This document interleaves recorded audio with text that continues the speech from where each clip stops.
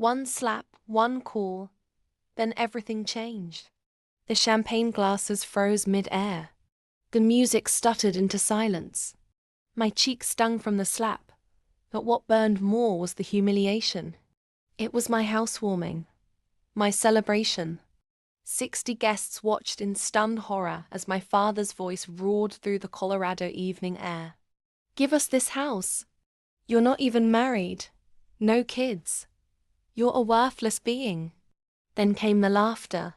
My sister Rachel, with her perfect curls and perfect kids, sipped wine and smirked like it was a soap opera. I didn't cry.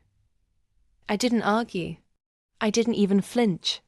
Instead, I reached for my phone, stepped inside, and made one quiet call.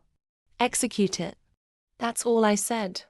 10 minutes later, the front gate buzzed. I walked back out to the yard with a fresh glass of wine and the confidence of a woman who'd just flipped a switch.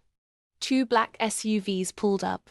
A team of sharply dressed agents stepped out, all wearing badges from the Federal Bureau of Investigation. Guests gasped. Some pulled out their phones. My father's face twisted into confusion. Rachel nearly choked on her wine. The lead agent turned to me. "Ms. Elena Ward, ready when you are." I nodded. "Arrest them." Gasps turned to screams. You see, 3 months ago, I discovered my father and sister had been laundering millions through offshore accounts, including money from my late mother's inheritance. My inheritance. When I confronted them quietly, they laughed, called me paranoid. So I played dumb, gathered evidence, and let the feds build their case. Rachel screamed as they cuffed her. "You can't do this. You're my sister."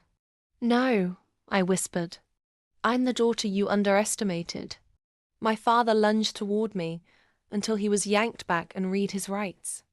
As the FBI drove off with my family, the crowd stood frozen.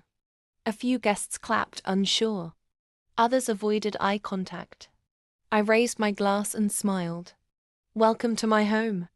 The next morning, my story was all over the news. Daughter outsmarts corrupt family at housewarming.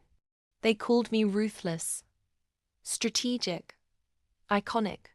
What they didn't know, I bought this house with the reward money for blowing the whistle. And the deed? Signed solely in my name.